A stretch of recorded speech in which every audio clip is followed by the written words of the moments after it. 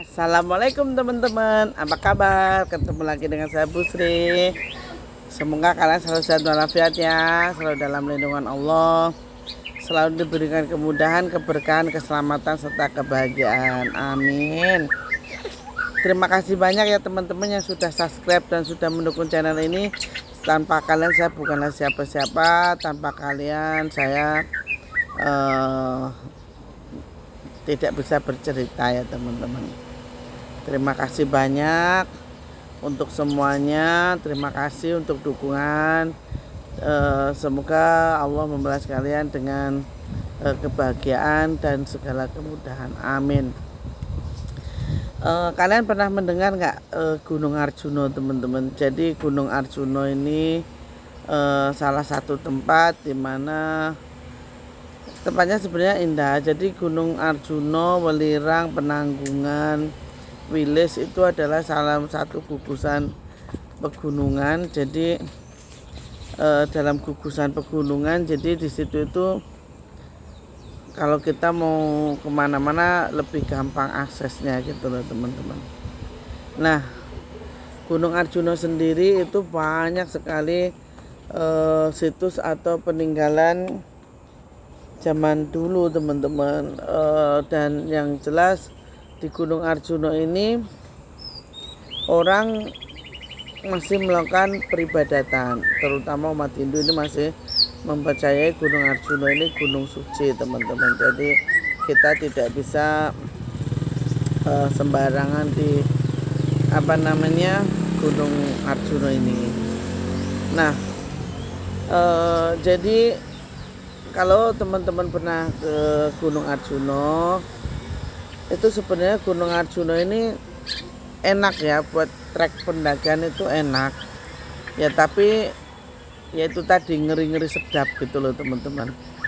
Kalau orang yang belum pernah mendaki, untuk pemula jangan disarankan ke Gunung Arjuno ini, karena jam 3 sore pun kabut sudah tebel banget ya Gunung Arjuno ini. Nah, dari Gunung Arjuno sendiri ada satu tempat teman-teman yang namanya itu Alas Lali Jiwo. Jadi Alas Lali Jiwo itu salah satu tempat yang paling terkenal di Gunung Arjuno. Jadi itu adalah hutan cemara teman-teman. Hutan cemara, hutannya ya sama lah kayak di Gunung Lawu, kayak begitulah.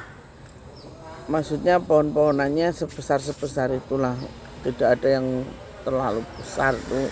Ya ada, cuman nggak banyak teman-teman. Jadi di Alas Lali Jiwo ini medannya itu berupa pohon cemara, dan jangan salah teman-teman, di sini orang yang sudah masuk ke Alas Lali Jiwo ini biasanya mereka akan tidak bisa balik ataupun tidak bisa ibarat kata itu kembali dengan selamat gitu teman-teman. Bahkan orang seperti saya tuh harus susah payah keluar dari situ, karena saya tuh pun ada yang ngomong gitu, jadinya lebih mudah keluar dari Alas Lali Jiwo itu. Jadi untuk ceritanya begini teman-teman, jadi waktu itu saya mendaki bertiga dengan teman saya namanya Mas Andri, Mas Yoga sama saya. Jadi kita naik dari Purwosari. Nah, kita melakukan perjalanan dari Purwosari. Memang tujuan kita itu di situ itu untuk ke puncak. Setelah ke puncak kita ngambil air, terus kita turun, kita mau bawa ke Penanggungan teman. Mas Andri ini orangnya juga orang pinter. Mas Andri ini rumahnya di daerah Rancang Gondang, daerah Sragen itu namanya. Mas Andri itu di situ. Dia adiknya lurah tuh. Nah, terus kalau Mas Yoga itu rumahnya ada di daerah Kuniran Ngawi. Jadi di daerah Kuniran Ngawi. Nah, kita bertiga berangkat dari Purwosari. Selanjutnya kita melakukan perjalanan sampai pada perjalanannya nggak perlu saya ceritakan ya teman-teman, sampai pos 1, 2 tuh tidak perlu saya ceritakan, nanti makan durasi. Jadi kita langsung ke alas Lali Jiwonya saja ya. Jadi di situ kita akan masuk gerbang goibnya Gunung Arjuna itu dimulai dari Kubangan Macan tuh loh teman-teman, yang kalau orang bilang tuh tanah kotak tuh loh. Jadi sebenarnya tanahnya bentuknya bukan kotak teman-teman ya, ada satu tanah yang kosong yang biasanya dipakai buat bikin tenda teman-teman di situ. Kita berhenti di situ, sempat berhenti. Terus ketika saya berhenti teman-teman, saya tuh merasa ada satu laki-laki itu masih muda, laki-lakinya itu masih muda ya, sepantaran Mas Andri itu masih muda. Terus mengajak saya itu untuk jalan, terus saya tuh masuk jalan, dia tuh bilang begini, iki loh jenengnya Alas Lali Jiwo katanya gitu. Yo, lah rumahmu di mana katanya gitu. Rumahku di sini, saya sudah lama berada di sini dan tidak bisa kembali gitu. Oh terus ya saya tidak bisa kembali, ayo kamu saya antarkan ke tempat kuwu gitu, ke tempat kuwunya. Lalu saya tuh merasa dibawa ke rumah kuwu. Kalau kuwu tuh kalau sekarang tuh lurah ya teman-teman, lurah. Itu ada satu tempat di situ tuh rame banget teman-teman, rame, ada orang hajatan. Tapi kok saya melihat Mas Andri itu teman-teman, Mas Andri. Nah itu kan teman saya bilang gitu. Yang cowok ini tadi dia bilang tuh namanya Ari. Terus itu kan teman saya Mas Andri, kok dia nikah lagi, saya bilang gitu. Udah kamu diam saja tuh, dilihatin saja. Terus saya tuh gini teman, enggak, itu salah, itu tuh Mas Andri tuh nggak boleh nikah lagi, orang ada istrinya kok, saya bilang gitu. Terus tuh saya samperin tuh Mas Andri tuh, saya samperin, Mas Andri nggak boleh nikah lagi, kasihan mbaknya, saya bilang gitu. Terus Mas Andri tuh kayak orang linglung teman-teman, kayak orang linglung. Terus saya tuh situ nangis ya teman, saya nangis. Satu digondeli teman-teman, digondelin banyak orang. Satu bilang, Mas Andri, orang kena rabi meneh, pekok kowe, saya bilang gitu. Mas Andri itu pekok, orang rabi meneh itu gimana, pekok kowe iki Mas, pekok, orang dutek, saya bilang gitu. Satu udah pegang sama orang-orang di situ.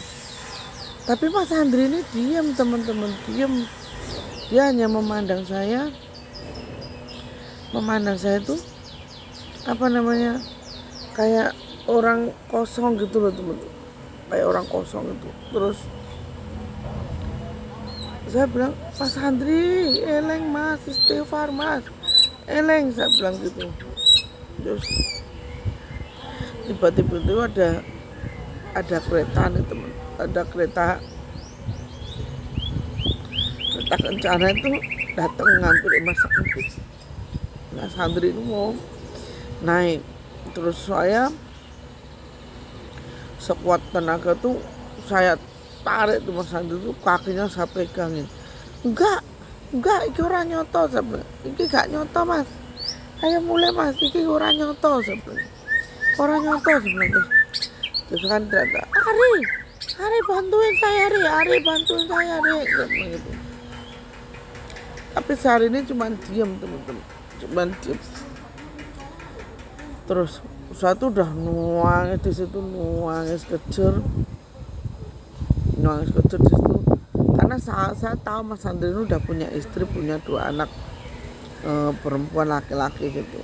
Sampai kuangin, saya tarik, terus saya gini, ini buat tangan saya telentangin gini kan, daplangin gini teman-teman kan. Saya bilang nggak boleh yang ada yang bawa teman saya bilang nggak boleh, saya bilang gitu. Terus keluar nih, dari kereta kencana itu keluar satu kusir kan, bapak-bapak udah tua,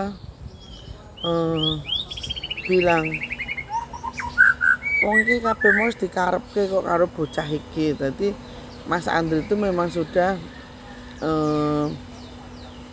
menginginkan untuk dijadikan pengantin gitu loh. Saya bilang enggak, ora, wis sapa iki, sapa saya gituin kan. Terus akhirnya si kakek ini marah teman-teman, marah.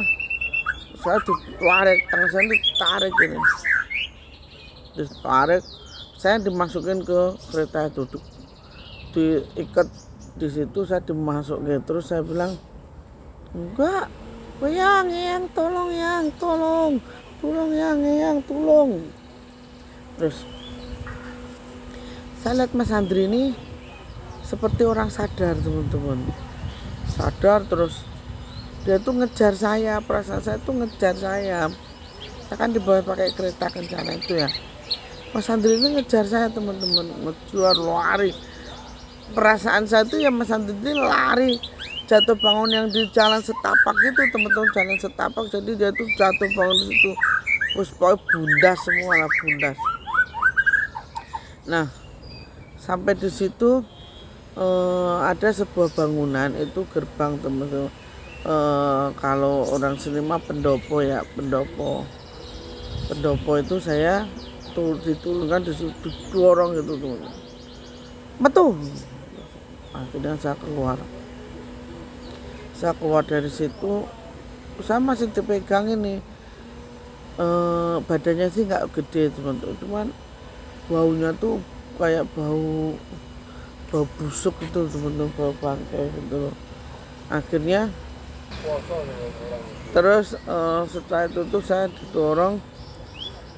Ada seorang wanita itu, dia tidak bermahkota, cuman dia di kepalanya ada kembang, ada kembangnya dironce gitu teman-teman, dironce. Dia berkata begini, lah ini siapa, katanya gitu, kamu siapa, bangunlah. Terus saya duduk, saya minta mohon, Nyai, saya mohon jangan ambil kakak saya lah Nyai, saya bilang gitu. Jangan ambil Mas Andri, jangan, dia pergi sama saya, pulang juga harus sama saya Nyai, tolong, saya bilang gitu. Ya tolong Nyai. Nah setelah itu Nyainya nih, saya juga tidak akan mengambil orang kalau dia tidak ingin kemari dan tidak menantang saya, maka saya tidak akan mengambil mereka gitu. Terus saya bilang gini, Nyai, pokoknya saya mau Mas Andri pulang sama saya tidak mau dia tinggal di sini, tolong, saya memohonkan maaf. Terus si Nyainya ini tidak ngapa-ngapain saya teman-teman, dia tidak ngapa-ngapain saya.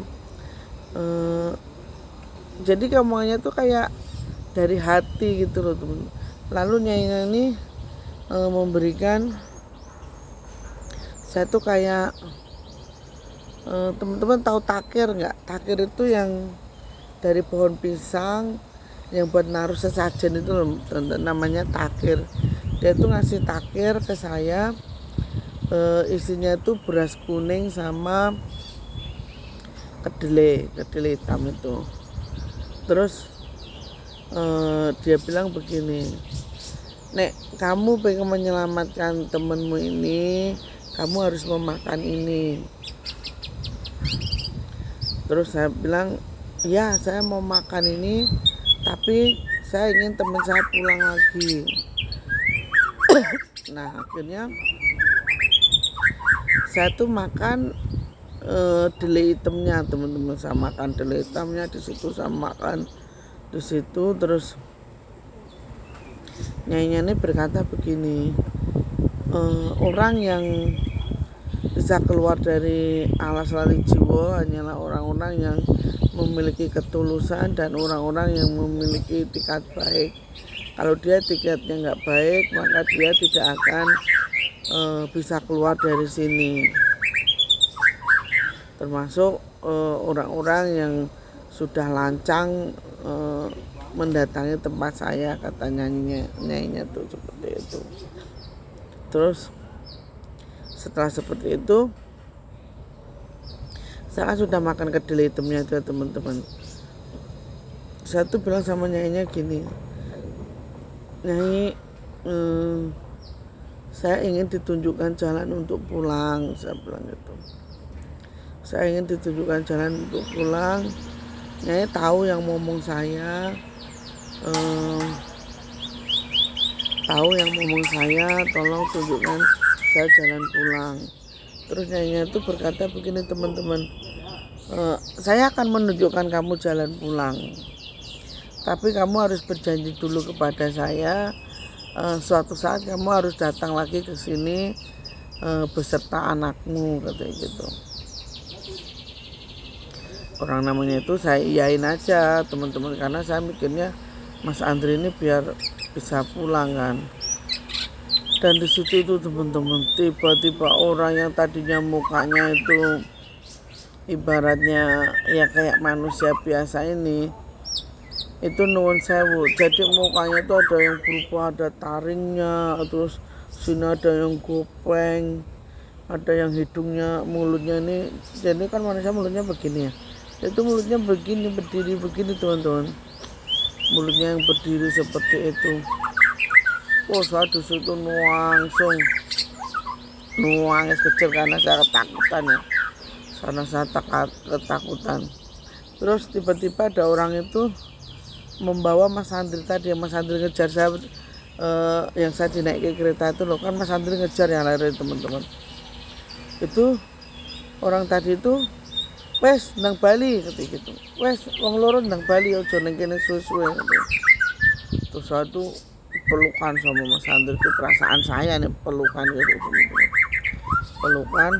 Terus saya sama nyanyinya bilang begini, kamu harus ingat janjimu kepada saya, suatu ketika kamu harus kemari lagi beserta anakmu. Nah setelah itu Nyai ini berkata, jalanlah ke arah barat, jangan sampai bercabang kemana-mana. Jadinya itu maksudnya saya suruh lurus jalan ke arah barat, jangan sampai belok kanan atau belok kiri gitu. Akhirnya saya sama Mas Andri itu pulang. Perasaan saya itu jalan kaki teman-teman, dan di kanan kiri yang saya lalui ini memang perkampungan, kampung. Pasti teman-teman tanya, kok saya bisa tahu arah ke barat itu kemana, kan pasti betul. Itu karena apa teman-teman, bayangan badan saya ini kelihatan gitu loh. Nah makanya saya turutin itu, ikutin, dan alhamdulillahnya saya tuh dengar suara ngaji, sering ngaji. Ternyata Mas Yoga ini tadi sedang ngaji sama beberapa orang di situ. Ternyata saya sama Mas Andri ini sudah 3 jam yang lalu ini tidak sadar teman-teman, tidak sadar. Dan alhamdulillahnya saya bersama teman-teman saya ini bisa kembali ke raga saya. Jadi setelah kejadian itu saya sama Mas Andri melanjutkan ke puncak, sama Mas juga ke puncak. Terus kita nggak lama-lama langsung kita turun lagi. Itu pengalaman yang sangat luar biasa bagi saya di Gunung Arjuna, di alas lali jiwa. Jadi wallahu alam, hanya Allah yang tahu ya teman-teman. Jadi setelah kesini tuh saya tanya Mas Andri itu, memang dia ingin menikah dengan jin karena dia sedang ada masalah keuangan yang sangat rumit, jadi dia ingin dinikahi jin. Makanya benar katanya karena dia ingin tinggal di sini. Sebenarnya hal pintas itu tidak boleh dilakukan ya teman-teman, tidak boleh dilakukan. Karena apa? Karena ya itu hanya akan menyusahkan kita, dan tidak mungkin kita sebagai manusia kok menikah dengan jin itu sesuatu hal yang mustahil ya teman-teman. Sekian cerita dari saya teman-teman. Mungkin cara saya menyampaikan cerita ini kurang berbobot ataupun kurang berkenan ya, saya mohon maaf. Saya hanya menceritakan apa yang terjadi pada saya. Akhir kata, assalamualaikum warahmatullahi wabarakatuh. Semoga kalian sehat walafiat, amin amin ya robbal alamin.